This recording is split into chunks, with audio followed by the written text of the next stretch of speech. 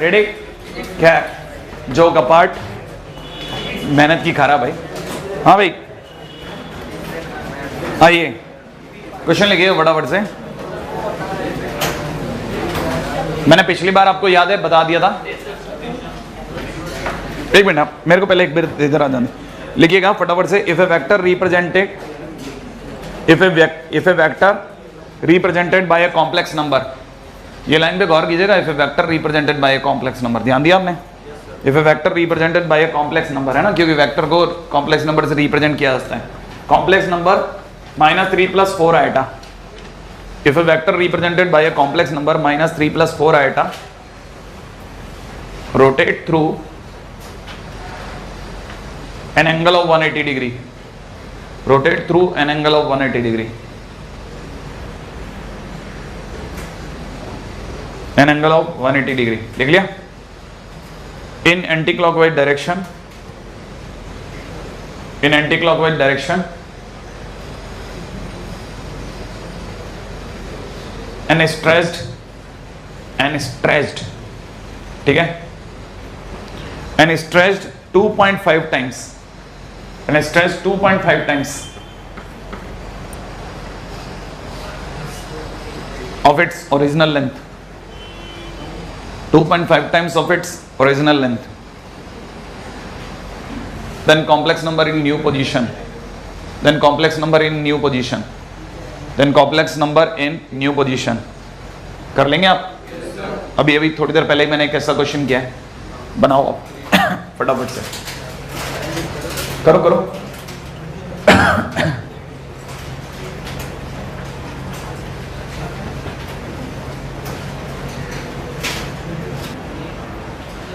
क्यों मैंने आपको ये बताया था अभी थोड़ी देर पहले कि Z2 जो है वो नई पोजीशन में होगा, सही है? अच्छा, और आपको ये भी पता होगा कि आज के टाइम पे इसका मॉड ये Z1 है भाई अपना। Z1 अगर इतना है तो mod Z1 is equal to कितना होगा? 5, सही है ना भाई? तो Z2 इज इक्वल टू में mod Z2 upon mod Z1 into Z1 into e की पावर कितना घुमाया गया? आयोटा पाई। श्योर है आप? तो Z2 की जगह यहाँ पे लिख देता हूँ 2.5 टाइम्स Z1 अपॉन में कितना? मॉड Z1, यही है ना, इंटू में e की पावर आयोटा पाई की जगह पे cos pi plus iota sine पाई, यही लिखूंगा। ये तब तक कैंसिल आउट हो जाएगा, ठीक है ना। इंटू में Z1 भी है, यहाँ पे हो जाएगा 2.5 टाइम्स Z1, माने 2.5 टाइम्स कर दूं तो इट विल बी -7.5, सही है। 2.5 की से मल्टीप्लाई प्लस में 10 आयोटा मल्टीप्लाइड विद इससे मल्टीप्लाई करते ही -1, सही है। तो फाइनली मेरा आंसर कितना हो जाएगा? 7.5 minus 10 iota, that will B Z2, सही है। Z2 हो गया। Z2 के बाद आ जाइए अगले क्वेश्चन पे, रेडी? अगले क्वेश्चन में लिखिएगा, हाँ भाई, if Z1, Z2, Z3 are vertices of equilateral triangle, ठीक है ना भाई, with circumcenter origin, with circumcenter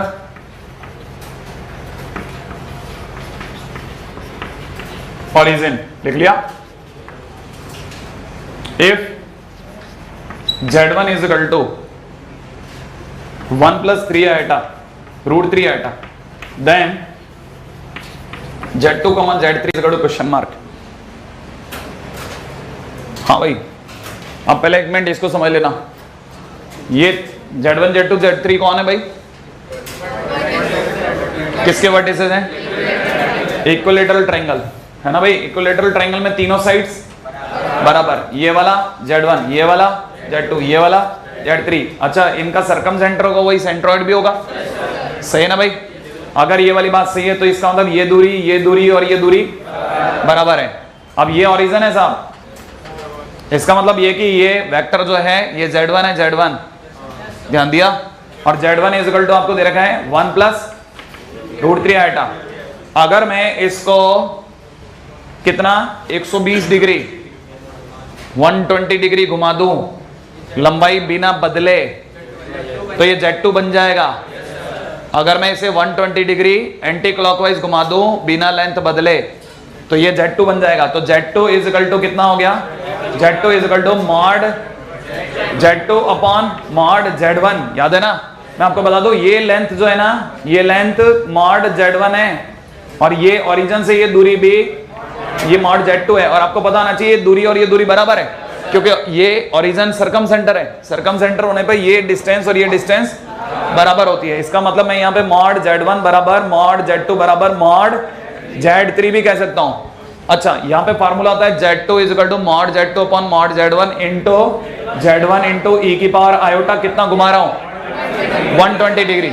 अगर आपको नहीं स्ट्राइक कर रहा 120 डिग्री लिख दो, लिख दो क्या, फिर भी 2π/3 चलेगा। बात समझ में आ गई? हाँ, लेंथ चेंज होती है, कोई बात नहीं, तो दोनों कट गए ना, नहीं आया, अरे दोनों इक्वल थे, दोनों कट गए, कोई फर्क नहीं पड़ा, है ना।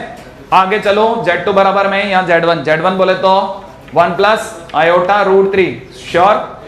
अब आपको पता है इसका मतलब cos 2π/3, cos 120 डिग्री बोले तो minus half plus iota root 3/2 sine 120 degree. इन दोनों को मल्टीप्लाई कर लोगे, क्या आ जाएगा Z2। अच्छा, अगर मुझे Z3 निकालना हो तो मैं उल्टा आऊंगा, उल्टा नहीं आया, उल्टा, एक मिनट, अभी एक मिनट पहले लिखो, यहां क्या लिखूं, mod Z3 upon mod Z1 into Z1। याद है ना, जिसे घुमाना है अपॉन जिसे, सॉरी जिसे पाना है अपॉन जिसे घुमाना है, ठीक है, इंटू में, है ना, जिसे घुमाया गया, इंटू में कितना घुमाया गया, माइनस 2π/3। याद आया? एनीवे, काम की बात है, ये दोनों हटा दो, ये तो हमारे लिए Z1 कितना हो गया 1 प्लस आयोटा रूट 3, श्योर। अच्छा, इसका मतलब cos 2π/3 माइनस का, याद है, ये बन जाएगा cos minus 2π/3 plus iota sine minus 2π/3। क्या ये बात सही है क्या? अच्छा, एक बात बताइए, cos को माइनस का तो ये माइनस 1/2 रहेगा, लेकिन ये माइनस को बाहर फेंक देगा, तो इसीलिए मेरा जो Z3 बन जाएगा ना finally, that will be 1 plus root 3 iota multiplied with minus 1/2 minus root 3/2 iota. कर लेंगे मल्टीप्लाई। तो अब आपको ये पता चल गया होगा कि ऐसे रोटेट करने पर भी हम लोग क्वेश्चन पे आ सकते हैं, ठीक है ना। एक हमारे को Z दे दे, बाकी तो हम कर लेंगे, ठीक है ना। इसका मतलब एक क्वेश्चन जो मैंने आपको तब छोड़वाया था पेंटागन वाला, याद है, उसके भी वर्टिसेस मैं आपको सारे बता सकता हूं।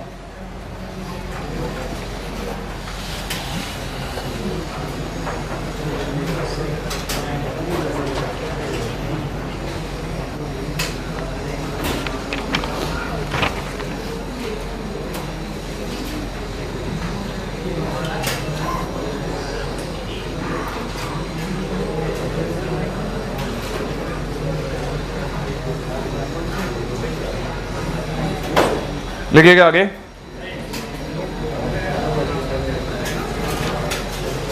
if Z1, Z2, Z3, Z4, Z5, Z6 are vertices of regular hexagon,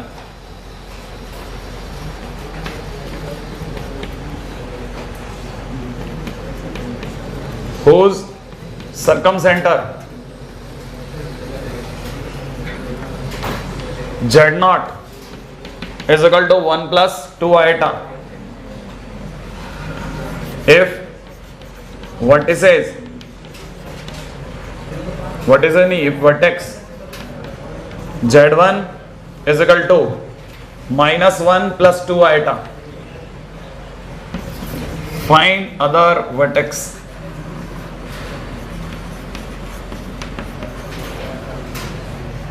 अब की बार अपनी स्टोरी में हेक्सागन आ गया।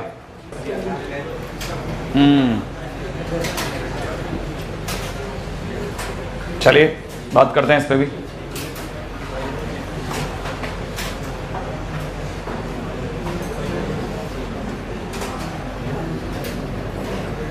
करें? हाँ भाई, Z1, Z2, Z3, Z4, Z5, Z6 are the vertices of regular hexagon. सही है भाई, रेगुलर हेक्सागन होने के केस में मैं ये जानता हूं इसका सरकम सेंटर Z0 दिया है, अगर इसका सरकम सेंटर Z0 दिया है तो मैं अगर अपनी तरफ से इसमें Z1 Z2 Z3 कहीं पे भी ले लेता हूँ, Z1 ये रहा, Z2 ये रहा, ये Z0 है बस, ये Z3, ये Z4, ये Z5, ये Z6, ऐसा है ना। इस तरह से वर्टिसेस हैं। अच्छा आपको पता होना चाहिए इसको कितना घुमाऊं कि ये सेकंड में आ जाए 60 डिग्री। इसका मतलब ये कि सारे एंगल 60 60 60 इक्वल है, राइट है ना भाई। ये बात तो सबको समझ में आई क्या? अगर ये वाली बात सही है तो अब की बार मैं जो लिख रहा हूं आपकी बात पे ही रख रहा हूं, राइट है भाई। मुझे इस आर्म को पाना है, ये अचीव करना है, ठीक है ना। तो रोटेट किसे करना है, पहले एक बार बताएंगे रोटेट किसे किया गया? Z1 को नहीं, Z1 माइनस Z0 को, Z1 माइनस Z0 को। तो रोटेट कौन हुआ? रोटेट हो रहा है Z1 माइनस Z0, सही है भाई। अच्छा मेरे को अचीव किसे करना है? मेरे को अचीव करना है Z2 माइनस Z0 को, सही है ना भाई। तो अपनी पूरी कहानी होती है जैसे अचीव करना है, ठीक है ना, अपॉन जैसे रोटेट करना है, सही है। इज इक्वल टू में अचीव का मॉडुलस अपॉन रोटेट का मॉडुलस, क्या ये बात सही है? इनटू में कितना, जिसे रोटेट किया गया, इनटू में e की पावर आयोटा थीटा, जिस एंगल पे रोटेट हुआ। ये समझ में आता है? तो इसका मतलब ये कि जिसे अचीव करना है that is Z2 minus Z0 upon में कितना, Z1 minus Z0 is equal to में ये दोनों बाई चांस बराबर हैं, क्या ये बात सही है? ये लेंथ और ये लेंथ बराबर है, तो मैं इस पे बात ही नहीं कर रहा। इनटू में रोटेशन, रोटेशन किसका हुआ? Z1 माइनस Z0 इनटू में e to the power iota pi by 3, सही है। अब अपन इस पर आ जाते हैं। Z2 माइनस Z0 मुझे नहीं पता, लेकिन मुझे बहुत अच्छे से पता है कि Z2 माइनस Z0 की जगह मैं वैल्यू फिल कर दूंगा, सही है ना भाई। अच्छा अब ये छोटी मोटी जो मेरे को करेक्शंस की जिनकी जरूरत है तो वो आप बता दे तो और बढ़िया लगेगा, ठीक है ना भाई। ये Z1 माइनस Z0,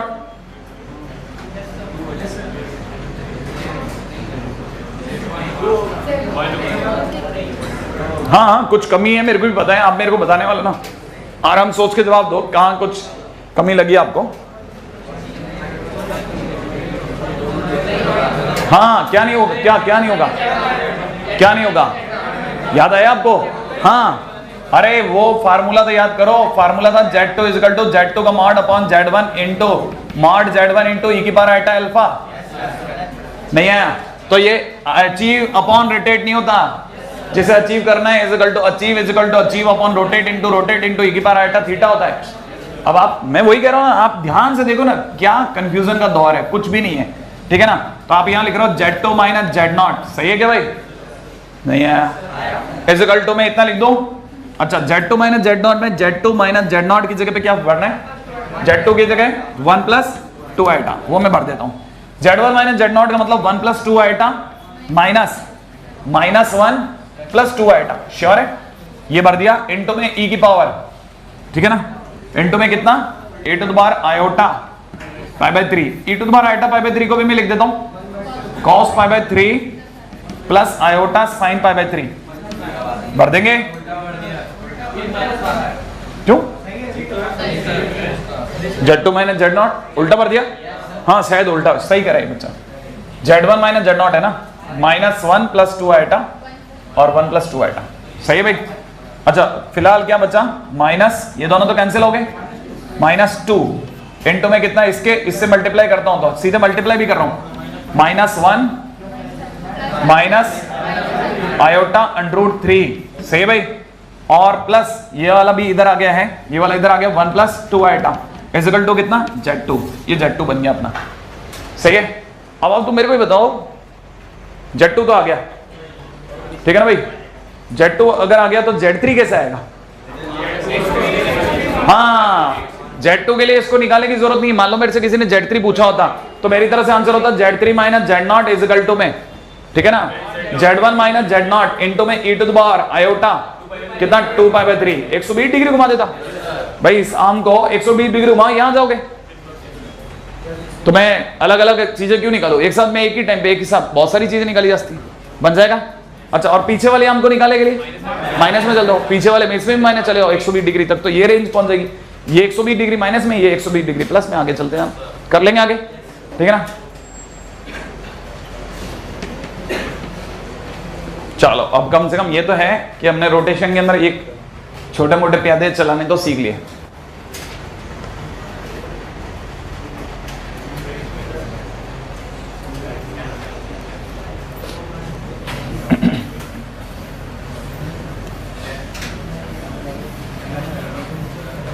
हाँ भाई चलें आगे। आपका अगर बातचीत का पहला दौर खत्म हो गया तो हाँ भाई नेक्स्ट पॉइंट पर जाओ।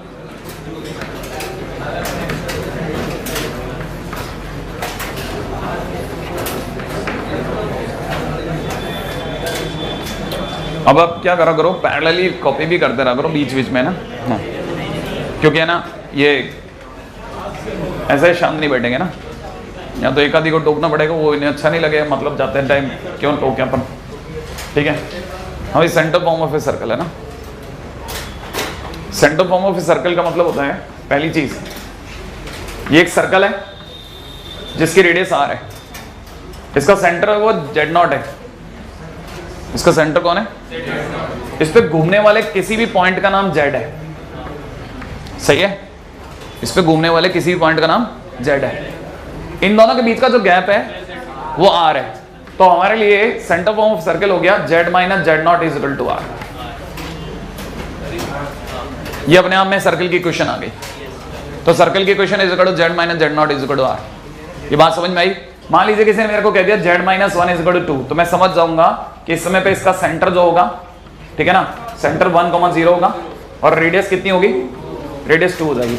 अगर किसी ने मेरे को लिख दिया Z plus 3 plus 4 iota is equal to 5, सही ना भाई, तो मैं समझ जाऊंगा इसका जो सेंटर है, इसका सेंटर इज इक्वल टू कितना बोल दूंगा? -3, -4 और रेडियस कितनी हो जाएगी?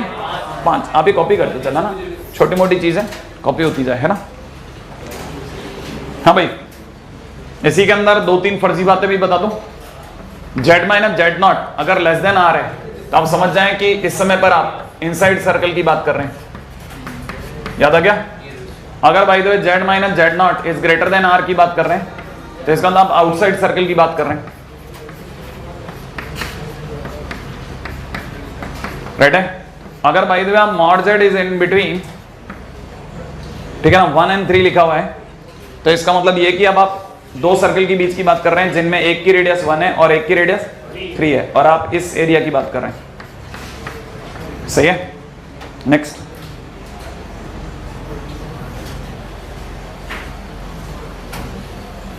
हाँ भाई अगला है general form of a circle.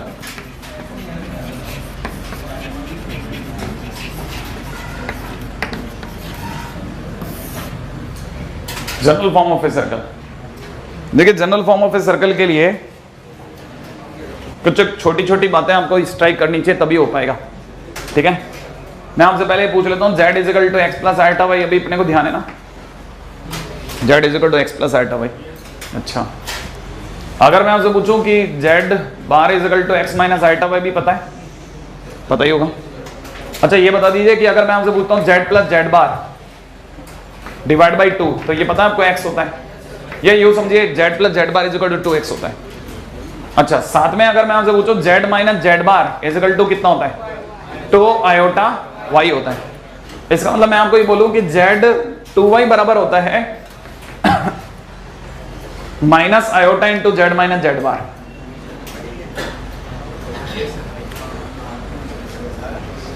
मैं फटाफट चल रहा हूं, अब दिमाग लगाते चलना, हाँ ना सोचते चला।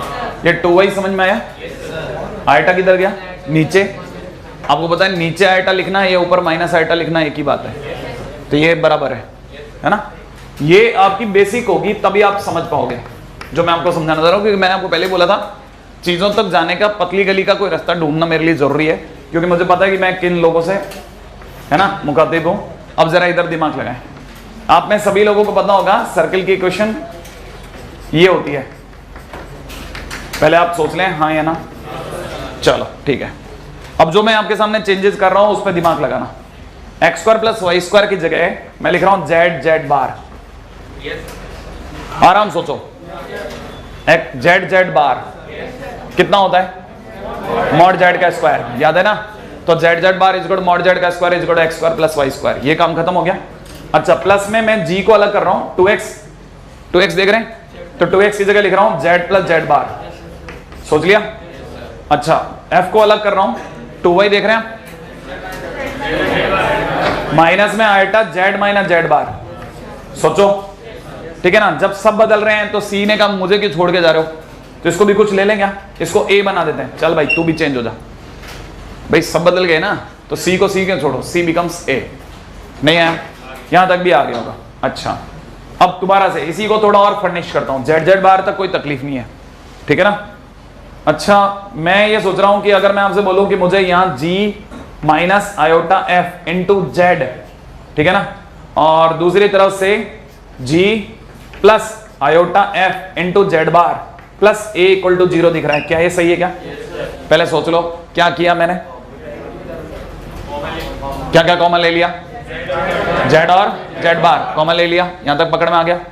अच्छा, मैंने इसको थोड़ा और सुधार लिया, ठीक है ना, इससे a छीन लेते हैं क्योंकि मेरे को यहाँ पे a अच्छा लगेगा, क्योंकि आपकी बुक में भी a है, यहाँ पे b लगा देता हूँ, ठीक है। अपनी इच्छा है, c की जगह मर्जी है तो लिखो जेड जेड बार, ठीक है ना, प्लस में अगर मैं आपको बोलता हूँ कि मुझे g प्लस आयोटा f को a लिखने की इच्छा है तो लिख सकते हैं a जेड बार। इसको मैंने अगर a लिख दिया तो a जेड बार, तो आप में से किसी को बिल्कुल बुरा नहीं लगेगा कि अगर ये a तो ये a बार है, तो मेरे लिए हो गया a बार z। श्योर? नहीं, यहां तक आ गया। अच्छा, प्लस में कितना b इक्वल टू कितना 0। ये जो इक्वेशन है ना, ये equation of circle in complex number कहलाती है, ठीक है ना। ये equation of circle in complex number है, ये कार्टेशियन इक्वेशन ऑफ सर्कल है, ये complex number equation, complex equation of a circle है, ठीक है ना।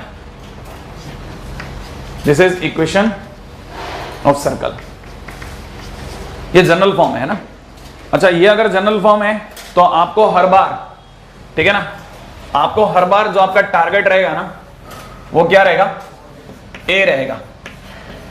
आपके टारगेट पे पहले नंबर पे आता है a, क्योंकि जिसे आप a कह रहे हो वो g प्लस आयोटा f माना है आपने। इसका मतलब ये कि a जो होता है वो आपको g f दे देता है। सोचो, नहीं समझ में आया?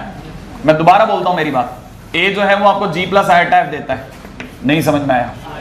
अगर a आपको g प्लस आयोटा f देता है तो मेरी नजर में g f देता है। और मैं आपको ये बता देता हूं, ये इसलिए टारगेट है क्योंकि हमारे पास सेंटर होता है माइनस g माइनस f। इसका मतलब ये कि centre is equal to minus a। अभी भी पकड़ में नहीं आ गया। अगर ये बात पकड़ में आ गई तो अगले नंबर है, पहला टारगेट खत्म हो गया, सेकंड टारगेट पे आ रहा हूं। सेकंड टारगेट होती है रेडियस। बच्चे को होता है रेडियस, तो सर जी स्क्वायर प्लस माइनस सी होती है, सही है भाई। अगर ये a है, ठीक है ना, तो g square plus f square is equal to mod a का स्क्वायर है। आराम सोचो, इसका मॉड कितना होता, मॉड a कितना होता, अंडर रूट जी स्क्वायर प्लस, तो ये इसका स्क्वायर है क्योंकि अंडर रूट नहीं है इसमें, g square plus f square simple है। रही बात c कौन है, b नहीं है, तो कोई पूछे रेडियस क्या है, तो radius is equal to mod a का स्क्वायर माइनस b। मतलब आपको कोई सर्कल की इक्वेशन कॉम्प्लेक्स नंबर में देगा, देते ही आप उसका a पकड़ोगे b पकड़ोगे, a से आपके पास सेंटर आ जाएगा और b से आपके पास रेडियस के लिए जरूरी बचा हुआ सामान आ जाएगा। क्या कहानी पकड़ में आ गई? मेरे को नहीं लगता दुनिया में इससे ज्यादा कोई पतली गली होगी सर्कल तक पहुंचने की, क्योंकि अगर आपने असली गली देख ली तो आपका बचे हुए होश उड़ जाते पक्का, ठीक है ना। ये अपन यहां से बहुत आराम से स्मूथली बाहर आ गए। एनीवे, काम की बात पे आता हूं, ठीक है ना। क्वेश्चन में दिमाग लगाना, जेड जेड बार प्लस यहां दे रखा है 2 माइनस आयोटा जेड प्लस यहां दे रखा है 2 प्लस आयोटा जेड बार, सही है भाई, माइनस 4 इक्वल टू 0। आप में से कितने लोग इसका a पहचान सकते हैं? इसमें a कौन है, z के साथ वाला या z बार के साथ वाला? बिल्कुल सही बात, आपने इसका a पहचाना। a इक्वल टू कितना है, 2 प्लस आयोटा, देख लिया। आप जल्दी से इसका b बोल दें, b माइनस 4। आप जल्दी से इसका सेंटर बोलिए, माइनस 2 माइनस 1, दैट्स इट, सही है। अच्छा, जल्दी से इसका रेडियस पाते हैं। रेडियस इज इक्वल टू इसका स्क्वायर 4, इसका स्क्वायर 1 और ये माइनस 4, बोले तो रेडियस कितनी आई 1। अब मेरे को जल्दी से इसकी कार्टेशियन इक्वेशन बोलिए। अरे इसका कार्टेशियन इक्वेशन है x प्लस 2 का प्लस y प्लस 1 का, नहीं है? अरे सेंटर पढ़ो और रेडियस पढ़ो तब भी आप इक्वेशन नहीं बता सकते। रेडियस कितना है, 3 आ रहा है क्या? अच्छा माइनस माइनस भी है, सॉरी मैंने इसका माइनस लिया ही नहीं, तो ये कितना हो जाएगा 3, तो यहाँ कितना हो जाएगा 3 का स्क्वायर। क्या ये बात सही है? नहीं आया। तो ये आपके पास में इक्वेशन ऑफ सर्कल भी आ गया है ना। चलो आगे अगले क्वेश्चन की ओर भागे, ठीक है। आप लिखते चलना, क्योंकि आपके बीच में जो भी खाली बैठे हैं है ना, वो बेचारे इंतजार में ही है कि ये बात रोके तो अपन चालू हैं। अच्छा नहीं लगता यार, अब इस उम्र मतलब आप लोग बड़े हो गए, टोका टकी कहाँ अच्छी लगती है, ठीक है।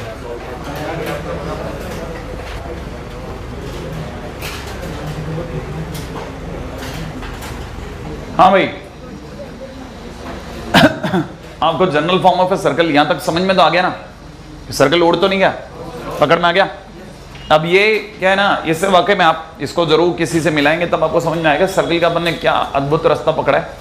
बिना मिलाए आपको पकड़ में ही नहीं आएगा अपन क्या कर रहे थे, ठीक है। जब आप मिलाएंगे तभी आपको समझ में आएगा कि हमने रास्ता वाकई में कुछ मतलब नॉनसेंस बट सेंसिबल रास्ता पकड़ा है, ठीक है ना।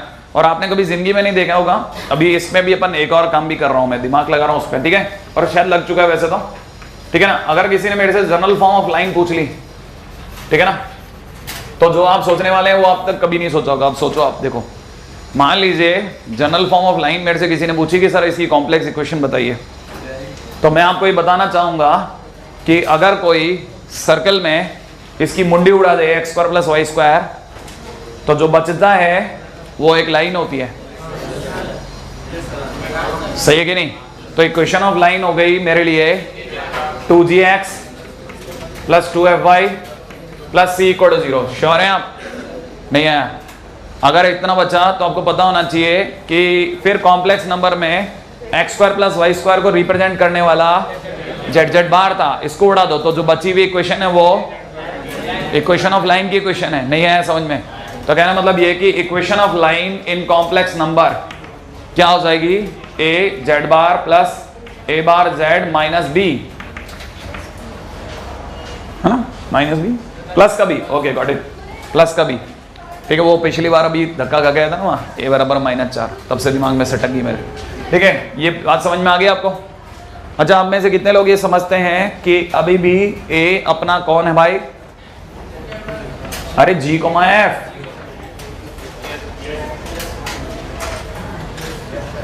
नहीं है जी को एफ। यहां थोड़ी सी पेच उलझा हुआ है, अब अगर आप प्यार से इसमें से भी बिल्कुल धीरे से धागा निकालना चाहें तो फिर सोचा जा सकता है, ठीक है ना। अपना ए कितना है, जी प्लस आयटा है, ये तो पता है ना। ए बार कौन है भाई? जी माइनस आयटा है, यही है ना। नहीं है? यहां तक की बात पकड़ में आ गई। अब मैं आपसे एक बात पूछता हूं कि मेरे को बताइए, क्या आपको लगता है g is equal to a plus a bar divide by 2? नहीं है? इसके अंदर भी 2 को छीन लेता हूं, 2g कर देता हूं। ये सर 2g क्यों? क्योंकि एक्चुअल इक्वेशन होती है लाइन की ax plus by plus c बराबर 0, याद आया? a कौन है? 2g। तो जैसे आपको लाइन दिए जाए आप a और a बार पे हमला कर दो। a प्लस a बार आपका कोफिशिएंट ऑफ x है, अरे a plus a bar 2g है, 2g माने कोफिशिएंट ऑफ, नहीं आया समझ में? हाँ मैं तो एकदम स्ट्रेट खेल रहा हूं, ठीक है ना, सीधे बल्ले से। 2f, अब 2f कैसे निकालें? 2f बराबर हो जाएगा, बड़े ही ध्यान से सोच के जवाब देना, ये मेरे को माइनस आयोटा लगाना पड़ रहा है।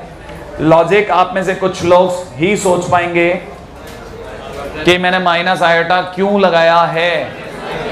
क्यों? अभी सिखाया था ना, जब हम लोग इसको माइनस करते हैं तो माइनस करने पर z माइनस जेड बार बराबर में 2 आयोटा y आता है। तो ये जो 2y चाहिए तो आयोटा का डिवाइड लगाना पड़ता है ना, तो आयोटा का डिवाइड लिखो या माइनस आयोटा की मल्टीप्लाई लिखो, एक ही बात है। नहीं है? तो 2f निकालने के टाइम पे भी आयोटा का मल्टीप्लाई करना पड़ेगा। नहीं समझ में आया? माइनस आयोटा का, कहानी पकड़ में आ गई। And that will be your coefficient of y। अच्छा लेकिन सर मेरे को क्या जरूरत है इन सब की, ठीक है ना। अरे पूछने वाला एकदम भोला प्रश्न पूछेगा तो तब भी लटक जाएगा, वो तो पूछेगा स्लो बोल जा, सही है ना। चल कुछ मत बोल, लाइन पड़ी है, लाइन दे रहा हूं तेरे को कॉम्प्लेक्स में, स्लो भी बोल दे, चल बाढ़ में जान दे बाकी सब बातें, तो तेरे को याद तो आएगा। कि स्लोप बोले तो minus coefficient of x, minus में coefficient of x divide by नीचे कितना कोफिशिएंट ऑफ वाई। कोई मुश्किल तो नहीं लग रही आपको, है ना? मैं कोशिश कर रहा हूं, मतलब पूरे अपन इसमें ऑरा क्रिएट कर रहे हैं कि भाई अपन ये सब मुश्किल नहीं हो जाए, नहीं तो क्या है इसमें बच्चा बिदक के भाग जाता है, फिर पकड़ में नहीं आता हमारे। ठीक है, माइनस कोफिशिएंट ऑफ एक्स देख लिया आपने, ए प्लस ए बार अपॉन में कितना minus iota a minus a bar, minus minus plus 1 upon iota, फिर ऊपर गया माइनस आयोटा हो गया। बाकी तो आप फिर भी संभाल ही लोगे। चलो इसके आगे भी, यहाँ तक तो पकड़ में आ गया, ठीक है ना? अच्छा सर एक इक्वेशन ऑफ आप दिखा तो दो, तो पहले तो ये बता दूं कि आपको ये इस पूरी बोर्ड पे कहीं इक्वेशन ऑफ सर्कल दिखा पाया मैं? कोई है अपने पास एग्जांपल या नहीं है? कहाँ है? ये रहा क्वेश्चन में, ये देखो आप 2 + 2 - आयोटा 2 + आयोटा, ये इक्वेशन ऑफ सर्कल ऐसे दी जाएगी। इसीलिए कि 2 क्वेश्चन मेरे को छोड़ने पड़ गए आपके, क्योंकि उनमें इक्वेशन ऑफ सर्कल ऐड हो रही थी और मैंने बताया नहीं, तो फिर कैसे उठा लूं? ठीक है, फिर भी आप में से कई लोग कहते चलो सर आप उठा लो, आप तो कर दो। अरे नहीं भैया, वो आपको राज तभी मजा आएगा जब आप एक बार देख लोगे, ऐसा मुश्किल है क्या? अच्छा जैसे equation of 1 - iota Z bar plus 1 + iota Z plus 5। एक मिनट, एक छोटे सा क्वेश्चन पूछता हूं, ठीक है ना? छोटा सा बहुत सिंपल क्वेश्चन, देखें आप में से कितने लोग सोचते हैं 1 + 2 iota Z bar plus 1 - iota Z plus 4 = 0। क्या किसी लाइन की इक्वेशन संभव है या नहीं है? अगर ऐसे देखा जाए तो है, जब तक अपनी बुद्धि थोड़ी सी कच्ची है तब तक अपन ये कहेंगे है, लेकिन थोड़ा सा भी मैच्योर होने पे हम दिमाग लगाएंगे कि ये अगर ए होता है तो उसे ए बार होना जरूरी है, वरना इक्वेशन ऑफ लाइन नहीं बनेगा। कहानी पकड़ में आ गई? नहीं आई? तो आपको ये बात समझ में आ गई, इक्वेशन ऑफ लाइन तो कतई नहीं है, कुछ और होगा तो होगा सर, सही है ना? ये बात पकड़ में, इतनी बातें पकड़ में आ रही है ना? अब आप में से कितने लोग ये पकड़ गए कि अपने पास इक्वेशन ऑफ लाइन आ गई? क्वेश्चन क्या था? क्वेश्चन में ये पूछ रहा है कि पहली बात तो change in Cartesian equation, change in Cartesian equation, क्योंकि अगर कार्टेशियन इक्वेशन में बदल दी तो मर्जी है, जो पूछो, स्लोप पूछो, जो पूछना है, कहां से गुजरी, किधर से गुजरा, सब बता देंगे, क्योंकि वो तो फिर अपना इलाका है, सही है ना? अच्छा अब रही बात, क्या आपको यहां पता चल गया कि ए कौन 1 माइनस या प्लस, क्योंकि जेड बार के साथ वाला माइनस आयोटा, सही है? नहीं? अच्छा ए बार कौन 1 + आयोटा। अच्छा सोचो एक्स, नहीं एक्स तो नहीं ना, क्या चाहिए था अपने को? Coefficient of x, coefficient of x बोलो, इन दोनों का एडिशन कर दो 2, कोफिशिएंट ऑफ एक्स = 2। अब आते हैं कोफिशिएंट ऑफ वाई, रुक करके बोलने का, रुको, minus iota a minus a बार लिख रहा हूं, ए माइनस, इसमें से इसको घटाओ, अरे इसमें से इसको घटाओ, 1 1 कट गया, क्या बचा -2 आयोटा, तो लिख दो माइनस आयोटा इंटू -2 आयोटा, बोले तो -2 कोफिशिएंट ऑफ वाई। तो लाइन की इक्वेशन क्या हो गई? लाइन की इक्वेशन हो गई 2x - 2y + 5। क्या ये बात सही कह रहा है क्या भाई? प्लस का 5 ही रहेगा, नहीं आया? अब आप बताओ स्लोप बता सकते हो? सही है ना? क्या ये ओरिजिन से गुजरती है क्या? नहीं गुजरती ना, कैसे पता चला? 0 0 रख के देख लिया, सही है ना भाई? यहां तक कोई मुश्किल? अच्छा बस सिर्फ अपने को, अब मैं ये इसमें समझाने का तो कोई खेल ही नहीं है, ठीक है? बस ये पॉइंट लिख के जा रहा हूं रिमार्क में। First line parallel to a bar z plus a z bar plus b. अगर कोई कहे कि आप तो लाइन बताओ इसके पैरेलल क्या होगी, ठीक है ना? तो remember line will be A bar z plus a z bar plus के। अरे यही तो करते थे अपन भी, जो सी होता है उसको बदल देते थे, सी बदल गया, नहीं आया? हाँ भाई, अब दूसरा क्वेश्चन, लाइन परपेंडिकुलर एज, नहीं रुको बड़े ध्यान से, ये तो आपके दिमाग से बाहर है, इसका प्रूफिंग भी बड़ा मुश्किल होगा, लेकिन मुश्किल तो क्या होगा, m1 m2 = -1 ही करना है आपको, वो आप कर लोगे।